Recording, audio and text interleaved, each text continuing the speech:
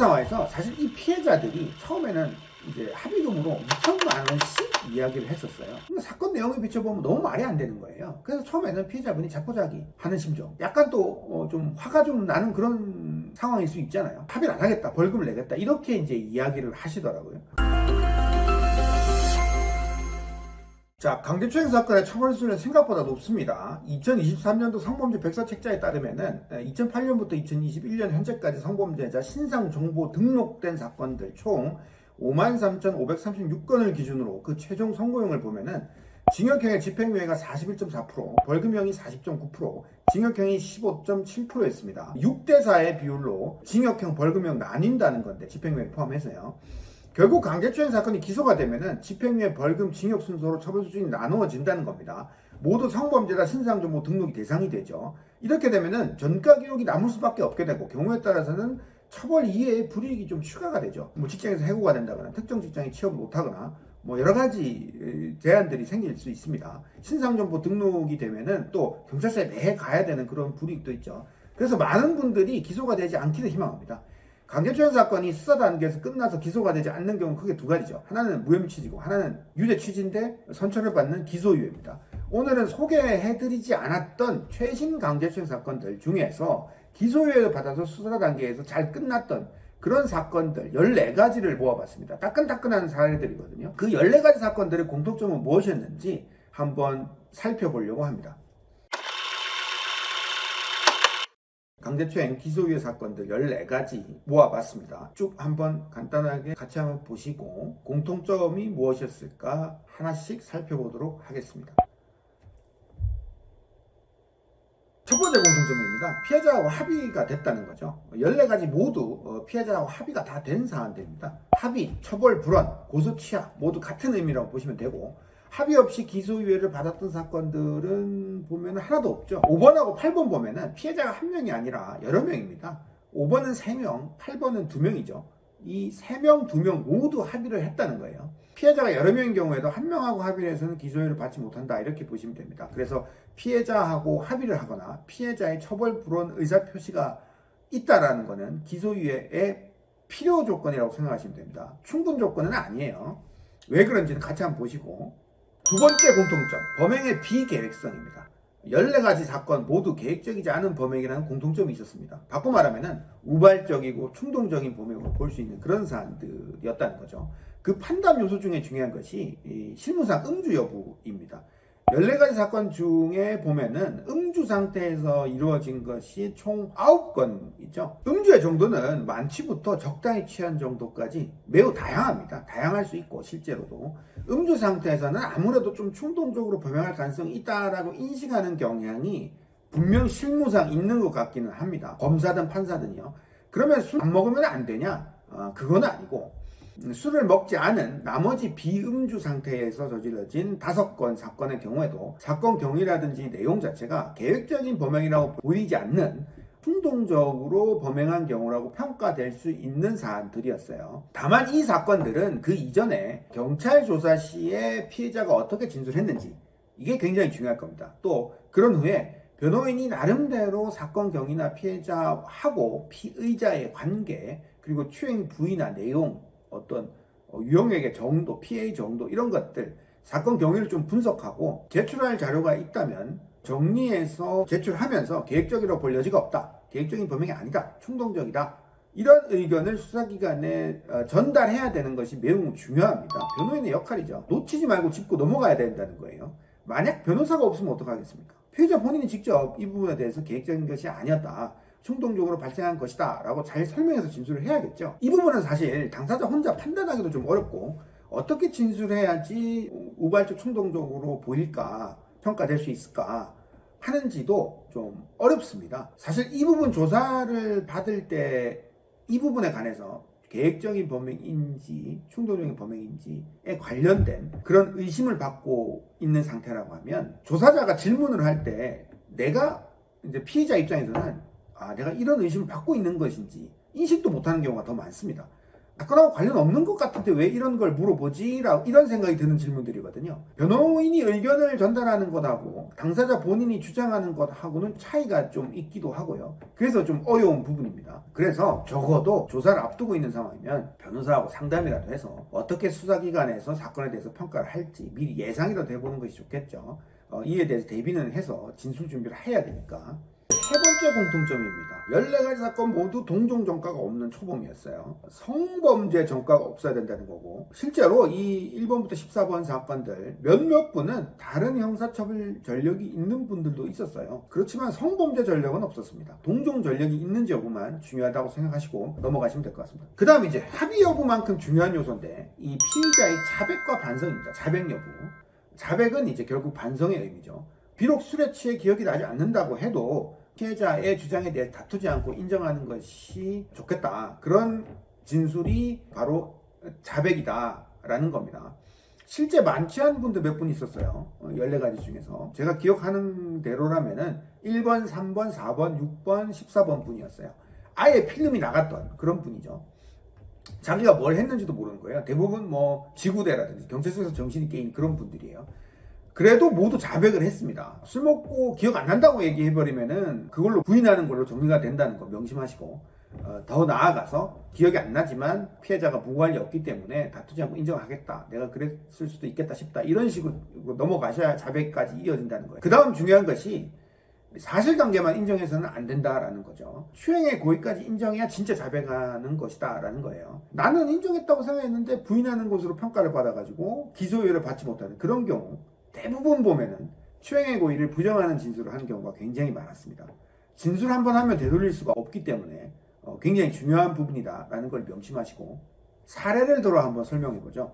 7번 사건 같이 한번 보겠습니다. 내용이 이제 어깨 만졌다는 내용인데, 만약 이분이 어깨를 만졌다는 거는 인정을 하고 왜 만졌냐고 경찰이 물어보면 그냥 뭐 친하게 지내니까 뭐 어깨에 손을 올린 거다 이렇게 얘기하면은 이거는 추행의 고의를 부정하는 의미라서 자백을 했다고 볼 수가 없다는 거예요. 그러면 이 경우에 뭐라고 해야 되냐?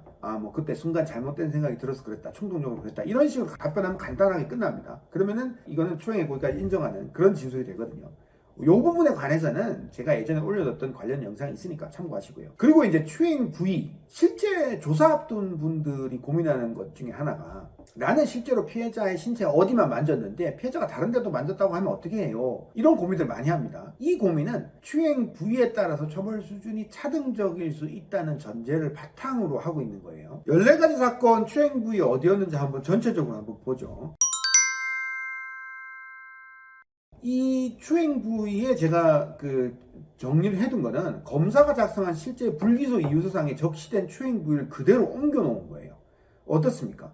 이 14분 모두 기소유예를 받았다는 점에 대해서는 결과적으로 추행 부위가 한두 군데 더 는다거나 추행 부위가 어딘지는 구체적으로 어딘지는 그다지 중요한 게 아님을 알 수가 있죠. 결과적으로 보면요. 내가 만지지 않았다라고 생각하는 그 부위는 내가 기억을 못할 수도 있고, 특정 부위를 추행하는 과정에서 다른 부위가 닿았을 가능성도 있겠죠. 물론 피해자가 허위 내지 과장하게 표현하는 진술도 분명히 있을 겁니다. 그렇지만 결국 인정할 거면 중원부원 하지 말고 그냥 깔끔하게 전부 다 인정해야 선처를 받을 수 있다는 점이 중요하다는 겁니다. 다만 이렇게 추행 부위가 그다지 중요하지 않게 평가가 되려면 다음 알려드릴 마지막 공통점이 분명히 전제가 돼야 됩니다. 그게 무엇인지 계속 살펴보죠. 5번째, 기소유예를 받았던 강제추행 사건들의 공통점입니다.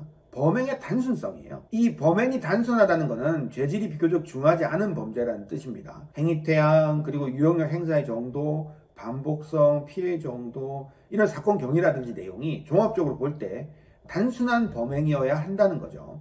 이 부분은 역시 계획적인 범행이 아니라는 식으로 사건에 대해서 의견을 내거나 설명을 해야 되는 부분입니다. 가만히 있다고 해서 그냥 인정해주는 부분이 아니에요. 역시 변호인 역할이 좀 필요한 부분이죠. 뭐 없다면 당연히 피해자 본인이 직접 해명해야 하고요. 조금 전에 추행 부위 설명하다 말았잖아요. 14가지 사건 중에 추행 부위가 제일 좀 심각하다 싶은 사건들 하나 딱 찍어보면 뭐가 있겠습니까? 4번이잖아요. 4번하고 비교해가지고 1번도 같이 한번 보죠. 4번 추행 부위 보면은 허벅지, 엉덩이, 성기, 입맞춤 이렇게 다양합니다. 1번 사건은 얼굴, 어깨 만진 것 하고, 이제 4번하고 많이 비교가 되잖아요. 근데 다른 부분들은 다 똑같아요. 음주, 자백, 합의, 동종, 전력, 피해자 수, 횟수 이런 거요. 4번 사건, 추행 부위가 비교적 다양한데도 이 사건은 1번 사건하고 비슷하게 단순하다라고 평가를 받았기 때문에 기소유예를 받았다는 겁니다. 이게 무슨 말이냐? 그러니까 4번은 이 행위를 사건 당시에 순간적으로 동시다발적으로 했다 이렇게 보시면 되는 겁니다. 그러니까 피의자가 피해자의 입을 맞추면서 손으로 쓱 신체 여러 부위를 허벅지, 엉덩이, 음부 이렇게 쓱 훑고 지나간 상황을 떠올려 보면 이해하기가 쉽습니다. 그러니까 이런 상황을 피해자의 진술로 표현하면 가해자가 제 입을 맞추면서 허벅지하고 엉덩이, 음부를 만졌어요. 이렇게 표현을 하기 때문에 추행 부위가 이렇게 정리가 되는 거예요. 근데 그거를 상황 설명 없이 피해자의 진술만 들었다 보면 여기 만지고 저기 만지고 아주 만질 건 다 만졌다 이렇게 표현될 수 있잖아요. 근데 이게 극히 짧은 순간에 이루어진 것이고 피해자가 딱 거부해서 바로 중단된 이런 상황이라는 점을 설명을 해야 됩니다. 막 피해자가 거부한데도 제압을 하고 비교적 장시간 동안 여기 만지고 저기 만지고 이런 게 아니라는 거예요. 그래서 추행 부위도 다양하고 우리 통념상 좀 심하다 싶은 그런 신체 부위도 포함이 되어 있는데도 이 사건 기소유예를 받을 수 있었다는 거죠. 추행 부위가 중요하지 않다는 건 이런 경우를 말하는 겁니다. 그리고 또 이런 경우가 또 실무상 흔히 일어나는 추행 사례이기도 하죠. 그리고 이제 추행 횟수가 여러 번인 경우도 있었어요. 보면 12, 13, 14번 사건이었습니다. 이 추행 횟수도 여기 보면은 2번, 3번, 5번 돼 있잖아요. 이게 실제 이분들 불기소 이유서 상에 검사가 적어놓은 추행 횟수를 그대로 옮겨두는 거예요. 바꿔 말하면 검사가 이 피해자들이 이 정도 횟수에 걸쳐서 추행했다라는 거를 알고 있는데도 기소유예 처분했다는 겁니다. 근데 좀 이상하죠? 아니 추행 횟수가 여러 번이면은 상습범 아니냐? 상습범이면 처벌이 좀 높다고 생각할 수 있잖아요. 물론 그 말도 맞습니다. 그런데 12, 13, 14번 사건은요. 이게 피해자하고 피의자가 같은 장소, 같은 날, 같은 시간대에 함께 있는 중에 발생하는 거예요. 각각 다른 장소나 다른 날에 걸쳐서 한 명의 피해자에게 여러 번에 걸쳐서 추행하는 것이 아니라는 뜻이죠. 예를 들면은 14번은 피해자 둘이 대충 한 2시간 동안 같이 술 먹고 있는 그런 상황인데 그 와중에 슬쩍슬쩍 피해자가 피해자의 등이나 엉덩이 이런 데를 이제 만졌다는 거죠. 그 횟수가 피해자가 기억하기로 5번 정도 된다더라 이런 겁니다. 그러니까 이게 여러 날에 걸쳐서 각각 다른 장소 일시에 추행을 했다라는 거하고는 좀 차이가 있죠. 그리고 이제 추행 횟수가 여러 번이지만 보면은 추행 부위가 어깨나 등 이런 곳이어서 비교적 또 심한 곳은 아니더라 하는 공통점이 또 있습니다. 그래서 이제 단순하다라고 평가받은 것이고 이분들 전부 기소유예를 받았다고 이해하시면 됩니다.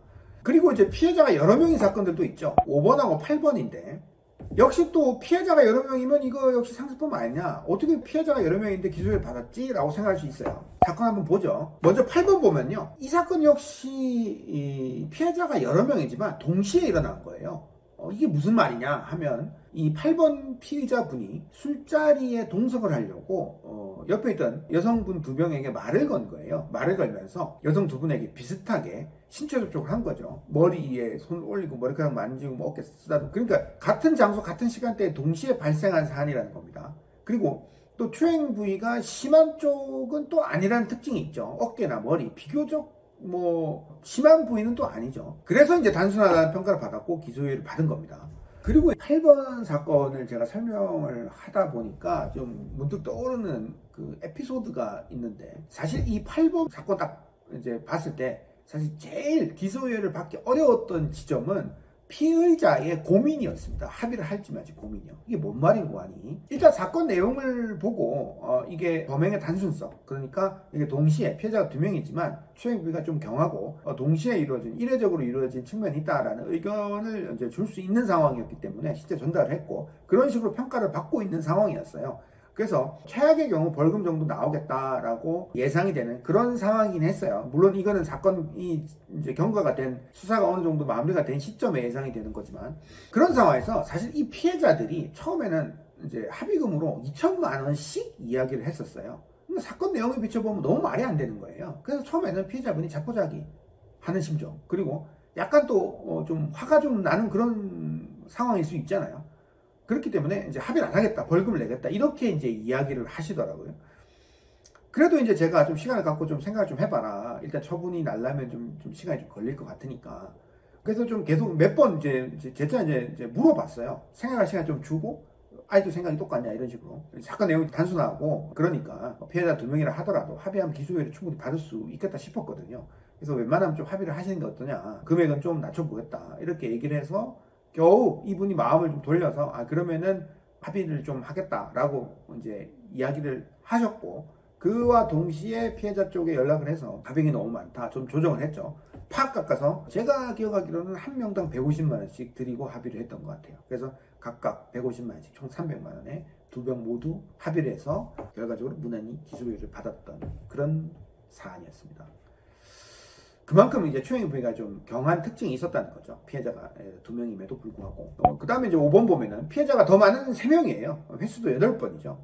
그런데 추행 부위도 음부, 성기, 가슴 이런 데 있잖아요. 좀 심하다 싶은 곳이죠. 그래서 이제 이게 도대체 뭐지 싶습니다. 사건 내용을 모르고 이제 이 내용만 보면은 그럴 수 있어요. 이 사건은 군대 내에서 동성 간에 발생한 사건이고, 손으로 골반, 성기, 가슴, 배 이런 부위를 직접적으로 이제 만진 일반적인 형태가 아니라 간부가 병사들에게 좀 친근하게 하려다가 몸길이 가까이 닿은 그런 사안들이에요. 이게 이제 계속 반복이 되다 보니까 피해자들이 동시에 이제 신고를 하게 된 그런 케이스이고, 제가 사건 내용 분석을 해보니까 이거는 직접적인 추행의 고의에 의한 범행이다 보다는 미필적 고의에 의한 사안으로 평가가 될 여지가 있어 보이는 거예요. 그래서 이거는 미필적 고의에 의한 사건이다라고 이제 의견을 좀 냈었죠. 그러니까 이제 결국 피해자가 여러 명이고 횟수도 여러 번이고 추행 부위도 좀 심하다 싶은데 결국 미필적 고의에 의한 범행으로 평가가 되어서 기소유예를 받아줄 수 있었다는 겁니다. 결국은 추행 부위가 좀 심하거나 그 부위가 다양해도 순간적으로 동시에 이루어진 경우에도 단순하다고 평가받을 수 있고, 이게 이제 우발적이고 이례적인 범행이라는 거하고 연결되는 지점이에요. 또 추행 횟수가 여러 번이거나 피해자가 여러 명이어도 같은 장소 같은 시간대에 한 번에 이루어진 것이고, 추행 부위가 비교적 중하지 않은 경우에도 역시 단순성이 인정될 수 있다는 겁니다. 이것도 이례적 우발적 범행으로 연결될 수 있는 지점이죠. 피해자가 여러 명이고 각각 다른 일시나 장소에서 발생한 것이라고 하더라도 확정적 고의가 아니라 미필적 고의에 의한 범행이라면 역시 단순성이 인정될 수 있고, 그 경우 기소유예 처분까지 가능했다라는 점입니다. 범행의 단순성 이 부분은 비계획적 범행인지 여부하고 마찬가지로 검사의 어떤 평가를 받아야 되는 부분입니다. 그렇기 때문에 당사자들이 진술하는 내용이라든지 실제 사건 경위를 토대로 사건 내용이 단순하다라고 평가받을 수 있도록 적절한 의견을 사전에 제시하는 것이 반드시 필요합니다. 이 부분은 의견을 제시를 하는 형태로 이렇게 어필을 해야 하는데 사실 피해자 혼자 하기가 좀 어렵습니다. 변호인이 있으면 변호사가 반드시 이 부분을 해야 되는 부분이기도 하고요. 변호사가 만약에 없으면 어렵지만 피해자 스스로 직접 해야 합니다. 가만히 있다고 해서 그냥 알아주는 게 아니라는 거죠. 다시 한번 연례가 사건의 공통점 한번 보겠습니다. 합의, 비계획성, 초범, 자백, 그리고 단순성, 요 5가지입니다. 지금까지 최신 사례들로 기소유예를 받았던 강제추행 사건들의 공통점 5가지에 대해서 살펴봤습니다. 합의만 했다고 기소유예를 받는 것이 아닌 것이 분명해 보이죠. 일견 어렵게 보이는 사건들도 적절한 의견 제시와 설명으로 기소유예 처분이 가능했던 경우도 있었다는 점을 역시 알아두셨으면 좋겠습니다. 그리고 부분적으로 변호인 없이 좀 하기는 어려운 부분도 있지만 그런 경우라 하더라도 피해자 스스로 직접 반드시 짚고 그 부분에 대해 설명을 해야 하는 부분도 있다는 거 유념하시고, 제가 설명드린 이번 영상에 관련된 다른 영상도 같이 한번 찾아보시면 오늘 영상 이해하시는 데 도움이 될 것 같습니다. 여기까지 하겠습니다.